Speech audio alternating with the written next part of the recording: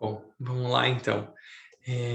No último encontro, a gente falou um pouquinho, né, da devoção, a gente falou um pouquinho das relações, e agora a gente vai falar um pouquinho de como que esse desejo, a gente vai ver um pouquinho melhor por que essa palavra é usada, em que sentido, mas como que o desejo de se exteriorizar, né, como o primeiro aspecto, a gente pode pensar em vontade também, mas a gente vai entender melhor por que ele usa a palavra desejo aqui, que é um pouco diferente do que a gente costuma usar, mas a partir desse desejo, ele vai fazer uma relação com o segundo raio, na sua capacidade de atrair e de amar, e aí depois a gente vai entender como é que do segundo raio, dessa capacidade atrativa do segundo raio, vem a última parte, ou a terceira parte da manifestação, que é a expressão material. E isso é muito importante a gente ter em mente, porque para a gente entender os 7 raios, a gente precisa entender primeiro os 3. E a gente entender o primeiro raio como essa vontade que se expressa em propósito, como ela vai atingindo ou se misturando ao segundo raio, que vai atraindo até que ele venha a se expressar. E aí depois, então, a gente vai ver o link dos 3 primeiros raios com os outros 4, que são raios de atributo, enquanto esses 3 primeiros são raios de aspecto. Então, a gente já viu algumas vezes, né, que a divindade se expressa do uno para o trio, né, e depois para o sétuplo. Para o uno, para o trino e para o sétuplo. Então, a gente vai entender um pouquinho melhor como é que funciona isso, para que a gente consiga ter uma visão ainda mais ampla dos 7 raios. Tá bom? A qualquer momento, vocês podem me interromper, tirar algumas dúvidas e tudo mais. Tá bom? Espera só um minutinho, por favor. Pronto. O desejo da divindade se expressa através do segundo raio de amor-sabedoria. Desejo é uma palavra que tem sido distorcida para significar a tendência da humanidade de almejar coisas materiais, ou aqueles prazeres que trazem satisfação da natureza sensual. Se aplica a essas condições que satisfazem a personalidade, mas, em última análise, desejo é essencialmente amor. Então, desejo tal qual a gente entende sempre está ligado mesmo com algo externo. E a gente sempre usa, inclusive, essa descrição para diferenciar desejo de vontade, que às vezes as pessoas confundem um pouco. Eu mesmo falo isso várias vezes, que desejo se relaciona a algo externo, e a personalidade é uma força volitiva, a vontade é uma força volitiva, interna. Né? Mas aqui ele vai explicar um pouquinho melhor. Esse desejo se expressa através da atração e da capacidade de atrair para si e para dentro do seu raio de influência o que é amado. Isso é segundo raio, né? O segundo raio, ele é regido, né, pela lei da atração. A gente sempre fala, né, que a mônada se relaciona com o primeiro raio e se relaciona com a lei da síntese. A alma, perdão, se relaciona com o segundo raio e se relaciona com a lei da atração. E a personalidade se relaciona com o terceiro raio da atividade inteligente e é a lei da economia, que a gente vai ver que é quem rege ou deve reger a vida de personalidade. Então, aqui, ele explica um pouquinho melhor, né? Que essa atração se expressa, através da atração e da capacidade de atrair para si, para dentro do seu raio de influência, o que é amado. Então, a gente pode pensar que essa vontade de se expressar, ela se transforma nesse desejo, pensando no segundo raio, e esse segundo raio vai atraindo tudo que ele precisa para se expressar. Então, quando isso acontece, é porque está pronto para dar o próximo raio, que é a exteriorização propriamente dita, em forma, né? Então, eu vou ler um pouquinho aqui, talvez fique mais claro. É o vínculo de coerência, ou seja, o que faz tudo coerente, tudo junto. E é esse princípio de coesão magnética, de magnetismo, né, também que atrai, que reside por trás de todo o trabalho criador. Então, todo o trabalho criador se baseia nisso, nessa vontade de se expressar, nesse princípio magnético que vai atraindo o que é necessário para depois ter aqui uma expressão, né? Ó, e que produz a emergência, ou seja, algo que está ali, emerge para a luz da manifestação dessas formas ou aparências. Terceiro raio, forma, manifestação, aparência. Essas qualidades são todas de terceiro raio, através da qual é possível satisfazer o desejo, ou seja, quando essa forma se expressa, né, ela toma forma, ela é a exteriorização. E a partir dessa forma concreta, material, é possível, então, que todo esse propósito lá do primeiro raio, bem abstrato, possa, então, vir a se manifestar, a ser construído, experienciado, transformado em sabedoria. Tá claro para vocês até aqui? Só para a gente entender um pouquinho, porque essa parte é bem importante. Então, eu queria saber como é que fica para vocês, se tem alguma dúvida ou não, só para a gente seguir ou não, como é que reverbera em vocês?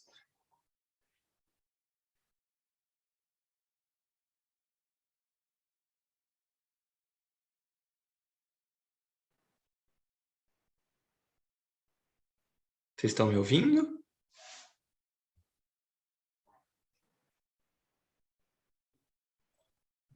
Sim, tudo bem.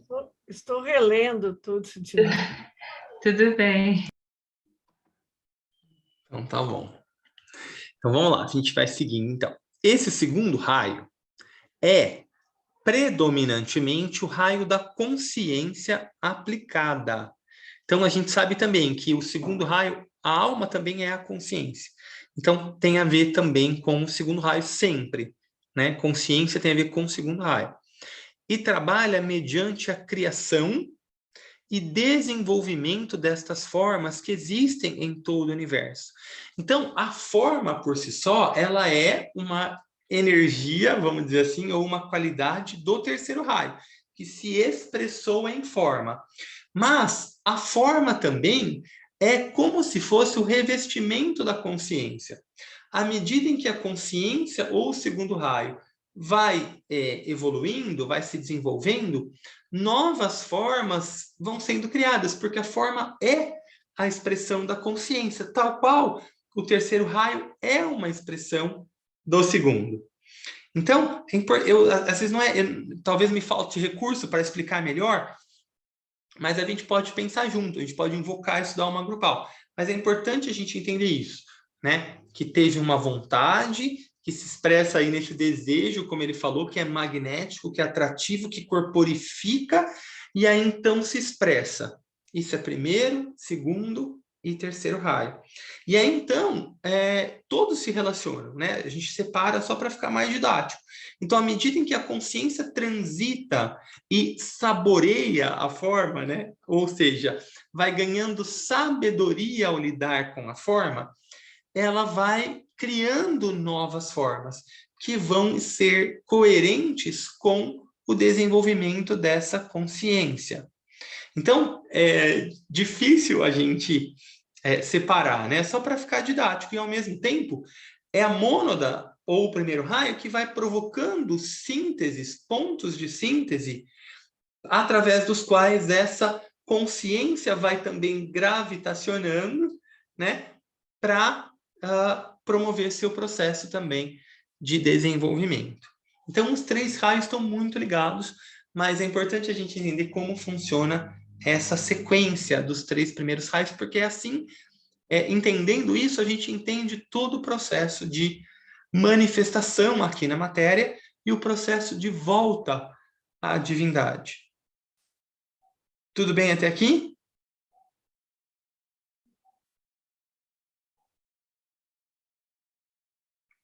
Então, vamos lá. Essas formas são essencialmente mecanismos para desenvolver a resposta ou a percepção. E também mecanismos sensitivos que respondem ao ambiente circundante. Então, resposta, responsividade, tudo também tem a mesma raiz, para a gente entender como são sinônimos, né? Então, são essas respostas ao ambiente circundante. Então, a forma vai ser muito isso, essa resposta ao ambiente, né? Inclusive em nós, se a gente for pensar no nosso próprio desenvolvimento, mas no desenvolvimento de qualquer outra coisa. Isso se aplica a todas as formas, desde um cristal, que é um reino mineral, né, até um sistema solar. Então, toda forma de vida responde a essas mesmas leis, a esse mesmo processo de manifestação. Foram criadas durante o grande processo de satisfazer o desejo, a expressão, né? E fornecer os meios de contato que garante uma progressiva satisfação. Então, a forma é um meio de contato para essa consciência ir ao longo do seu processo de progresso, de desenvolvimento, ocorre também uma satisfação, que é dessa vida, do primeiro raio, mas que se expressa através do segundo e, no fim das contas, do terceiro. Na família humana, para nós, o efeito dessa interação dual da vida, que deseja a satisfação, e da forma que proporciona o campo de experiência, ou seja, primeiro raio, que deseja a satisfação, e a forma que proporciona a experiência, produz a consciência, ou segundo raio, que se esforça a amar o sem forma, em vez de desejar a forma. Então, primeiro, a gente sabe, né? Primeiro, a consciência ama a forma. Tem todo o seu processo. Aí, depois que ela vai se desidentificando dessa forma, ela vai sendo atraída para o sem forma, para o espírito, né? E aplicar, então, inteligentemente, toda a experiência do processo de transmutar o desejo em amor. Então, primeiro, a consciência no seu mergulho ama aquela forma, porque aquela forma é o campo de expressão para ela, para tudo que ela conhece, para tudo que ela pode vir a ser, né? Aí, com o passar das experiências, ela vai, então, deslocando o seu amor da forma para o não forma, ou seja, para o transcendente, para a divindade. Esse é o nosso processo de mergulho na matéria e de imersão, ou, perdão, de emergir da matéria para o espírito. Tudo bem até aqui também? Que também são conceitos importantes. A gente já viu algumas vezes, mas é importante que a gente esteja claro para a gente depois dar continuidade no nosso estudo. Como é que tá para vocês? Me respondam, por favor. Tá tudo bem. Também tá ok. Então tá bom. Qualquer coisa vocês me perguntam, hein? Então, esse raio, o segundo raio, por excelência, é o raio dual, né? Porque ele é o fruto da relação do pai e da mãe, do próprio logos solar, porque colore todas as formas manifestadas e dirige a consciência de todas as formas, em todos os reinos da natureza e em todos os campos do desenvolvimento do nosso sistema, né? Conduz a vida através das inúmeras formas, até essa busca ou impulso básico, até alcançar a felicidade pela satisfação do desejo. Esse desejo e interação dos pares de opostos, só um minutinho, produziu os distintos modos de reação consciente à experiência. O que, nas principais etapas, se domina consciência, consciência animal e diferentes frases assim. Então, esse desejo e a interação, ou seja, a consciência, né, produz todos os tipos e modos de reação conscientes à experiência. Então, é o que a gente denomina consciência, consciência animal e outros nomes assim. É o segundo raio, no fim das contas, né? Essa interação dos pares de opostos. É o que a gente chama de consciência, ou segundo aspecto. O segundo raio é a deidade mesma, ou seja, o que expressa essa divindade. E está qualificado pelos característicos aspectos de amor ou desejo. Produz a totalidade das aparências manifestadas, animadas pela vida que determina a qualidade. Por isso que a gente sempre fala, né, no nosso grupo de cura, a gente fala muito que a gente trabalha com cura, saúde, doença, né? Então a gente sempre fala que toda a doença e a possibilidade de cura são causadas pela própria alma, ou por essa consciência. Então, toda essa totalidade de aparência, terceiro raio manifestado, é animada pela vida, pelo primeiro raio, que determina a qualidade, que é o segundo raio. O pai, espírito ou vida, exerce a vontade de satisfazer o desejo, primeiro raio. A mãe ou matéria satisfaz o desejo e é atraída também pelo pai, que é o terceiro raio, né? A sua resposta mútua inicia o trabalho criador. Então, a atração entre os dois, a relação entre os dois, faz nascer o filho, ou a consciência, ou o segundo raio, herdando do pai a vontade de amar e da mãe a tendência para criar continuamente formas. Então, por isso que o segundo raio, ele tem essa capacidade atrativa do pai e ele vai se expressando enquanto desenvolvimento de consciência em diferentes formas, que é a sua relação com a mãe. Assim, em linguagem simbólica, vieram à existência os mundos da forma. E mediante o trabalho evolutivo, continua o processo para satisfazer o desejo do espírito.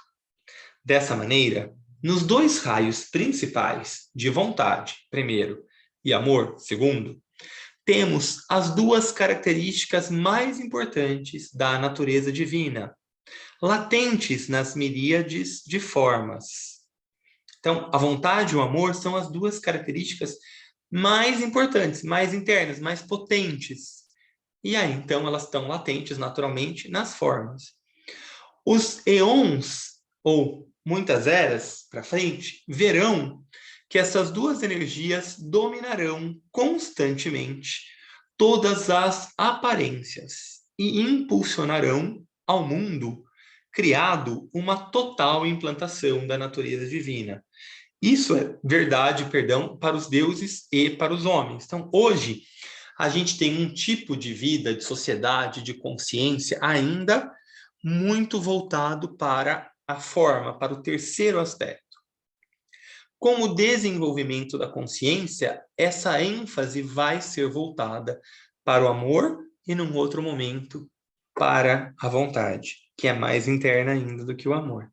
O amor se relaciona mais com a inteligência ou atividade inteligente. Assim como o pai transmite ao filho as qualidades divinas de vontade e amor, também a mãe muito contribui para isso, para aumentar a dualidade inicial e realçar as qualidades, acrescentando outra qualidade, inerente à matéria, a qualidade ou raio da atividade inteligente, que é o terceiro raio. Então, a contribuição material é o terceiro raio, né? Esse é o terceiro dos atributos divinos, que completa, se assim posso me expressar, o equipamento das formas que aparecem, né? De aparência, né? E predispõe toda a criação a uma apreciação inteligente do verdadeiro objetivo do desejo, e aqui se empregue inteligente a técnica de construir a forma, a fim de revelar o propósito divino. Então, é a partir do terceiro raio, dessa atividade inteligente, né? No momento como o que a gente vive, tem muita atividade, não tão inteligente ainda, né? Porque não é tão colorida ainda com essa qualidade da alma de terceiro raio, mais elevado. Então, com o passar do tempo, né? Toda essa, como ele diz aqui, né? Predispõe toda a criação a uma apreciação inteligente do verdadeiro objetivo do desejo. E aqui se empregue inteligentemente a técnica de construir a forma, ou seja, com o passar do tempo, cada vez mais, com a interação com a consciência, essas formas vão se aprimorando, vão se aperfeiçoando, até que elas possam, de verdade, revelar todo o propósito divino. Por enquanto, ele está velado, né? A aparência ainda não reflete o propósito. Mas também é uma característica, né? O terceiro raio e o sétimo se relacionam bastante, porque aí essa forma aperfeiçoada que vai expressar verdadeiramente o propósito divino é também uma qualidade de sétimo raio, de organização, né? Um aprimoramento dessa atividade inteligente, se a gente puder dizer assim. Mas pensando em termos sintéticos, né? Dos 3 raios apenas, é o terceiro raio através da atividade inteligente, que deve revelar esse propósito criativo, né? Primeiro o plano e depois o propósito criativo. Então, o conhecedor, o homem, né? É o guardião dessa sabedoria, que lhe permitirá desenvolver o plano divino e frutificar a vontade de Deus. Então, aqui a gente pode pensar, por exemplo, né, que tem o propósito, aí esse propósito ele se expressa em plano, a gente sabe que a hierarquia é quem sabe, conhece esse plano, e a gente, né, aqui na matéria, cabe expressar esse plano. Então, da mesma forma, se a gente pegar a quarta estrofe da grande invocação, ela chama muito isso, né? Desde o centro que chamamos raça dos homens, que se cumpra o plano de amor e luz, e que eles cele a porta onde mora o mal. Então, ao homem, o conhecedor, né?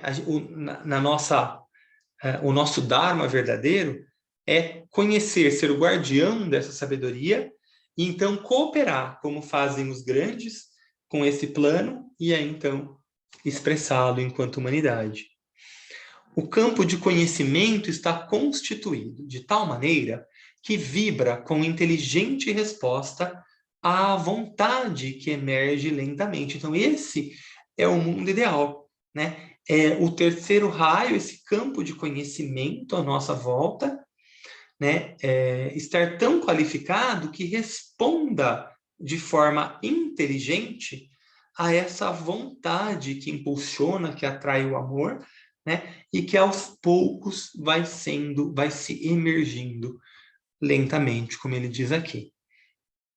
Conhecimento é aquilo que conhece os seus próprios fins e trabalha para alcançá-los. E aqui, olha só que interessante, né? O tibetano dá uma pista de como funciona todo o processo de desenvolvimento aqui na matéria. Inclusive, é como a gente deve olhar a nossa própria vida, né? Que é o experimento. Então, eu escolho experimentar, eu delibero, né? Vou pensar o que eu vou experimentar ou não. Então, né? Tem toda essa deliberação para empreender um experimento. Aí isso gera uma expectativa. Aí você tem a experiência por si só. Depois da experiência, você faz o exame de todo esse processo. E o último passo, que é a exaltação, que no fim das contas produz o desaparecimento final.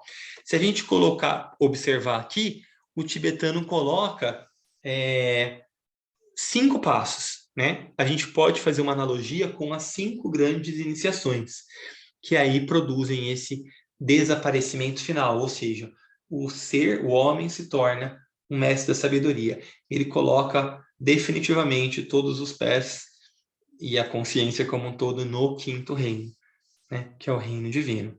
Então ele diz, palavras como estas são símbolos sintéticos que transmitem um relato cósmico em forma breve e construtiva. Tudo bem até aqui, pessoal?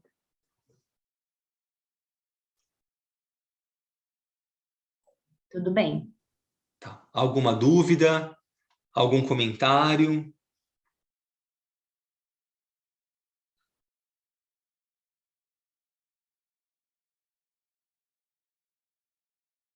Então, vamos lá.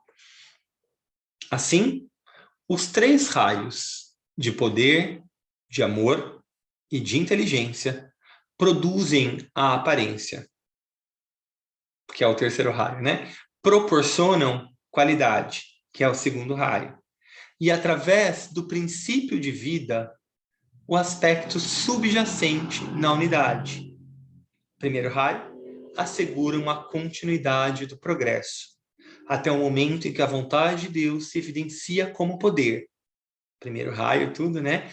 Atraindo para si o desejado, aplicando com sabedoria a experiência de uma gradual e crescente satisfação. Tudo isso segundo raio. E usando inteligentemente o adquirido na experiência, para produzir mais formas mais sensíveis e harmoniosas, que expressem mais plenamente a qualidade da vida. Terceiro raio. Cada um desses raios é dual no tempo e no espaço, embora tecnicamente apenas o segundo raio seja dual, mas quando considerados do ponto de vista da abstração final. Então, claro, né? Todos os raios são duais porque a gente vive num mundo dual. Então, a qualidade do raio em nós, ela vai se expressar de um jeito na alma e de um jeito na personalidade. Então, tem essa dualidade. Mas, por definição, o único raio que é dual, porque ele se relaciona com o pai e com a mãe, é o segundo, tá? Então, ele diz aqui, em sua dualidade temporária, porque é só enquanto qualifica essa vida que a gente conhece, né? Em cada um deles, há interação que denominamos causa e efeito. Perdão, eu vou ler de novo que eu li errado aqui. Em sua dualidade temporária, pode ver-se, em cada um deles, a interação que denominamos causa e efeito, ou seja, né, causa pensando numa qualidade de alma e efeito pensando numa qualidade de personalidade. Primeiro raio, a vontade aplicada de forma dinâmica surge em manifestação como poder. Então, primeiro raio essencialmente é vontade, mas ele se manifesta também como poder. O amor, agindo magneticamente, produz sabedoria, porque destila aquela experiência, né? Saboreia aquela experiência. E a atividade potencialmente encontrada, a inteligência potencialmente encontrada na substância produz a atividade. E aí essa atividade vai se tornando com o tempo uma atividade inteligente, né? E vai ficar um pouquinho mais claro por que o segundo raio é chamado de amor-sabedoria. Aqui ele já dá uma pista, né? Então, o amor, magneticamente, né, atraindo essa substância, vai com essa relação produzindo sabedoria. Então, talvez, para mim, quando entendi isso, foi um grande clarão, porque o ensinamento esotérico sempre chama de amor-sabedoria. E eu ficava tentando entender qual que era a relação de amor com sabedoria. Então, quando a gente entende desse jeito, aí fica mais claro a gente entender por que esse raio é chamado de amor-sabedoria. O resultado da interação desses 3 raios maiores pode ser observado na atividade dos 4 menores. Então, a gente viu como o segundo relaciona o primeiro e o terceiro, e depois a gente vai ver como esses 3 relacionados vão gerar outros 4. A doutrina secreta fala dos senhores do amor e conhecimento, e também dos senhores da incessante devoção. Para entender mais claramente o significado místico desses nomes, poderíamos indicar que a persistente vontade dinâmica do Logos expressa a si mesma mediante os senhores da incessante devoção. A devoção não é aqui a qualidade a que me referi anteriormente nesse tratado, como o 6º raio, né, que a gente vê, mas sim a persistente vontade de Deus, unidirecionada, personificada em uma vida, que é o Senhor, ou Chohan, ou Koan, do 1º raio. Então, aqui, quando a Blavatsky chama de os senhores da incessante devoção, a gente poderia pensar que talvez ela estivesse se referindo aos Chohans do 6º raio. Mas o tibetano explica aqui que não, né? Que esse nome, essa persistente vontade de Deus, é o que a gente chama de do 1º raio, né? Os senhores do amor e conhecimento são 2 grandes vidas que personificam ou animam o amor-sabedoria e os aspectos da inteligência criadora, dos 2 raios maiores. Os 3 são a soma total de todas as formas ou aparências, os doadores de todas as qualidades e o aspecto vida que emerge por trás da manifestação tangível, ou seja, tudo que a gente conhece nessa manifestação tangível, ela é fruto da relação entre esses 3. E aí isso vai, né, se expressando, a unidade vai se diversificando na forma. É o processo de exteriorização mesmo, né? Então, como é que relação a gente pode fazer? Correspondem na família humana aos 3 aspectos: personalidade, o 3º, alma, 2º, e mônada, 1º. A mônada é a vontade dinâmica ou propósito, mas ela permanece não revelada, ou seja, velada, até a 3ª iniciação, que é aquela iniciação que a gente viu na vida do Cristo, que corresponde à transfiguração, ou seja, é aquele momento em que a mente divina, 3º raio, né, se funde, perdão, a mente individual se funde à mente divina. Então, obviamente, nesse momento, né, as ilusões caem e o ser pode se ver além da aparência e além da qualidade. Então, ele pode se ver como vontade, né, que é o 1º raio, por isso que a mônada fica velada até então. A mônada é vida, é a força sustentadora, senhor da devoção perseverante e incessante, por alcançar um objetivo visto e determinado. Por isso aqui, o 1º raio. A alma é o senhor do amor e da sabedoria, enquanto personalidade é o senhor do conhecimento e da atividade inteligente. 3º raio ou personalidade. Esses termos implicam na compreensão da meta a ser alcançada, a qual não pode ser aplicada na etapa atual, em relação à sua expressão, uma vez que estamos em uma etapa intermediária. Ainda não há uma pessoa que haja com plena atividade inteligente, mas um dia todo mundo o fará. Ninguém ainda se manifesta como o senhor do amor, mas pressentem o ideal e se esforçam para expressá-lo.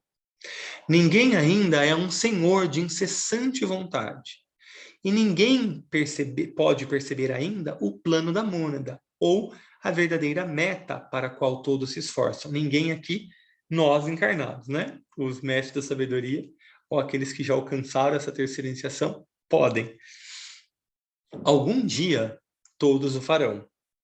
Mas todo ser humano constitui potencialmente, ou seja, tem dentro de si, a triplicidade.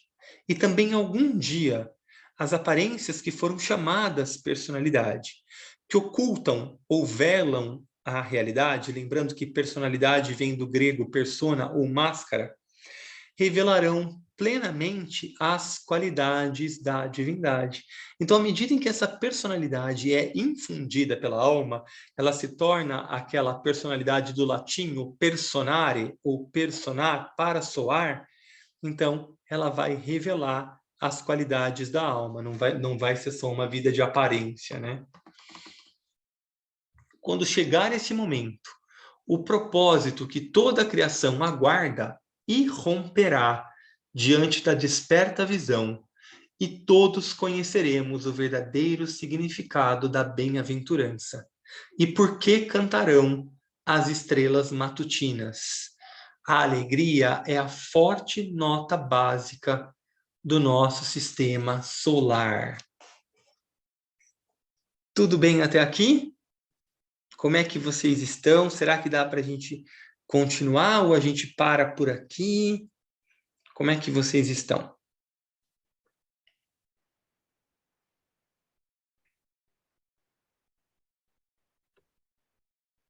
Acho que eu precisava... Quer parar, Rê? Parar não, mas eu vou ter que reler. Ah, isso todos nós. É muito conceito, né, que está Sim. sendo trabalhado. Ó, eu vou ler então mais esse parágrafo e a gente termina, pode ser? Acho que alguém escreveu alguma coisa no chat. Eu não tinha visto no chat, deixa eu ver. A Cristina. Cris. Ah, pode perguntar, Cris, então. Não te ouvimos ainda, mas pode perguntar. Você quer escrever? Agora.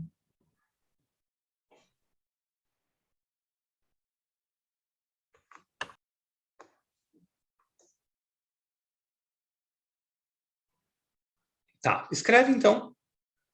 Isso. Tô com o chat aberto aqui, pode escrever.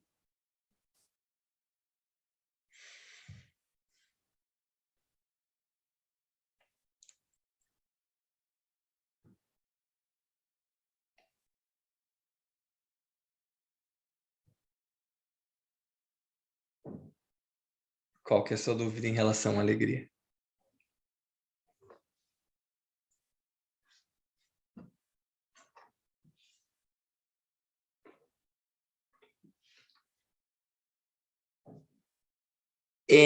Só que essa alegria aqui é um pouco diferente do que a gente entende por felicidade, que está ligada a coisas externas, né?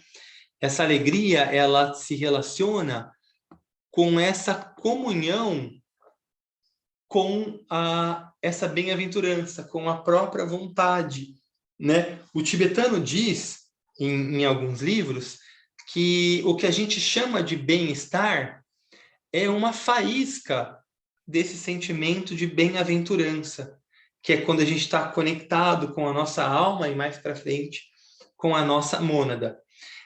A alegria é uma qualidade também de segundo raio, por isso que ela é a forte nota básica do nosso sistema solar. E a alegria, ela está presente nesse alinhamento, nessa integração. Então, quanto mais a gente se conecta com a nossa alma, quanto mais a gente integra a nossa personalidade e a eleva, né, a comunhão com a alma, mais alegria a gente é capaz de sentir.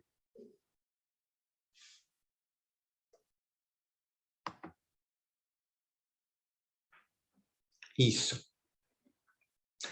Eu acho, ótimas perguntas, Cris. Eu acho que no texto ele vai explicar um pouquinho melhor, mas se a gente entender o conceito que ele falou, talvez fique mais claro. Então, essa vontade, né, esse desejo de atrair é o primeiro raio, e conforme ele vai atraindo, ele meio que mistura, né? Esse desejo é quase que uma mistura de primeiro e segundo raio, só para a gente entender a progressão.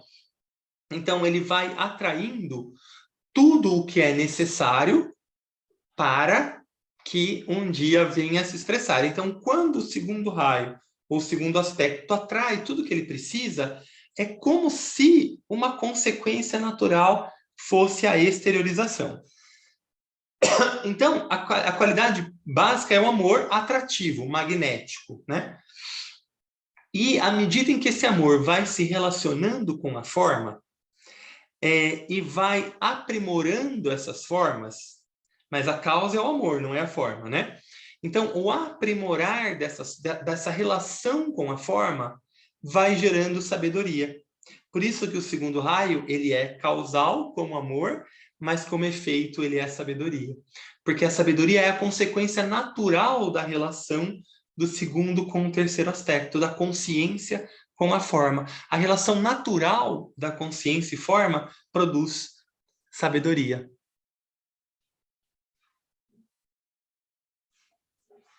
Ficou um pouquinho mais claro? Que bom. Isso é super importante. Esse é um conceito básico. Esse conceito de manifestação, se a gente consegue entender, a gente já deu um primeiro passo para entender tudo que acontece aqui nesse planeta. Por que que existe essa vida, como que ela é, o que que é o processo de desenvolvimento, né? Eu acho que sim também. Já olha, é um grande passo para nós, viu? Eu acho que eu vou ler só então esse trechinho aqui, que ele vai falar um pouquinho do quarto raio, que é muito legal também, porque, né, o quarto raio é meio que um raio de síntese, né? Ele está no meio de 3 para cá e 3 para cá. Então aí depois a gente vai ver um pouquinho mais. Um dos setenários fundamentais dos raios personifica em si o princípio harmonia. Então, um dos 7 raios personifica em si a harmonia, o princípio da harmonia, que é o quarto raio. O raio da harmonia dá beleza a todas as formas que produz e trabalha para alcançar a harmonização de todos os efeitos que emanam do mundo das causas, o mundo dos 3 raios maiores. Então, o quarto raio, ele ajuda nesse processo de harmonizar as causas, 3 primeiros raios, e os efeitos nos outros 3, incluindo o quarto. Mas o quarto raio faz todo esse processo de harmonização e de trazer beleza, né? Então, o trabalho dele é para harmonizar. O raio da beleza, da arte e da harmonia, quarto raio, produz a qualidade da organização por meio da forma. Em última análise, é o raio da exatidão matemática, e não o raio do artista, como muitos acreditam. O artista está em todos os raios, como engenheiro, médico, o homem que faz sua casa ou músico. Quero esclarecer porque há muitos falsos conceitos sobre esse tema. Então, aqui é muito importante, né? Cada um dos grandes raios tem uma maneira particular de ensinar a verdade para a humanidade, o qual é sua contribuição excepcional e o modo de desenvolver o homem através de um sistema ou técnica qualificado pela qualidade do raio que é, portanto, específico e único. Ou seja, a gente vai ver que tem várias formas, né, de nós humanos nos desenvolvermos através dos 7 raios. Então, o que ele vai fazer agora? Eu acho que vale a pena a gente parar por aqui, porque aí no próximo encontro a gente vai ver a expressão de cada um dos 7 raios do ponto de vista superior e do ponto de vista inferior. E aí depois, mais para baixo, o tibetano vai explicar melhor tudo isso, tá bom? Então eu acho que é mais fácil a gente fazer isso no nosso próximo encontro, que aí a gente vai começar com esse frescor, né? Porque realmente são muitas informações, né? E é importante, acho que eu cliquei 2 vezes errado aqui. Eu acho que é importante a gente, que é um assunto novo, né? Então eu acho que é importante a gente começar um assunto novo numa nova reunião. Já está tarde, eu me atrasei, peço desculpas, inclusive. Mas eu acho que vale a pena a gente começar esse assunto novo numa reunião nova. Porque aí ele vai entrar mesmo nos 7 raios. Até agora, ele estava falando só dos 3 primeiros. Então, ele falou da relação entre os 3, e agora ele vai falar de como esses 3 se relacionando produzem os outros 7. Então, ele começou na sequência, né? Depois dos terceiros vem o quarto. Então, ele já começa a explicar que o quarto faz a ponte entre a causa e o efeito. Então, ele é um harmonizador, né? Um equilibrador em alguma medida, um aperfeiçoador das formas. E a gente vai ver isso melhor depois. Como é que vocês estão? Como é que qualidade que reverbera em vocês? O que vocês estão sentindo? Como é que foi a reunião de hoje? Enfim, a gente tem esse tempinho para a nossa reflexão final.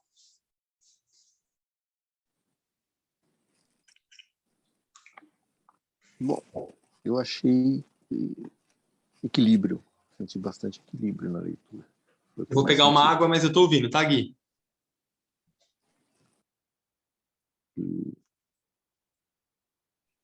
E a gente vai aprofundando, o que dá para sentir é isso, né?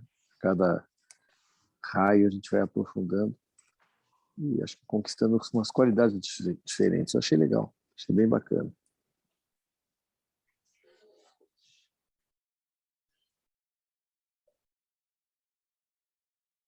Eu acho que a gente vai começando a entender que uma coisa é sequência da outra. E aí eu acho que quando a gente consegue enxergar isso, é uma tremenda expansão de consciência. Porque aí a gente consegue entender, boa noite, Rê, aí a gente consegue entender como é que é a manifestação divina. A gente consegue entender como é que isso se expressa em nós, como é que isso se expressa no mundo ao nosso redor, a gente começa a entender como essas qualidades estão agindo, qual que é o propósito, por exemplo, da minha alma ter escolhido certas qualidades para permear o meu mundo. Eu acho que a gente vai caminhando por um processo cada vez maior de integração e conscientização. Aí a gente começa mesmo a dar abertura da voz para a nossa alma. A gente começa a entender os propósitos e o plano da nossa alma para essa presente encarnação. E aí, obviamente, se a gente estudar os raios dos países, das nações, a gente começa a conseguir entender um pouco melhor qual que é o papel de cada nação no mundo, como é que elas estão se desenvolvendo, né? É um processo de conscientização mesmo, né? Em níveis concêntricos.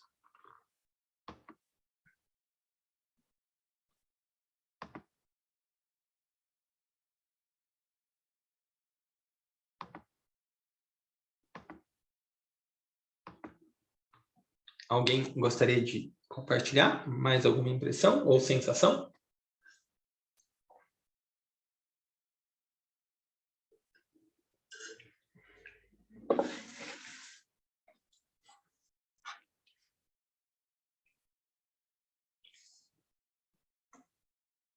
Não?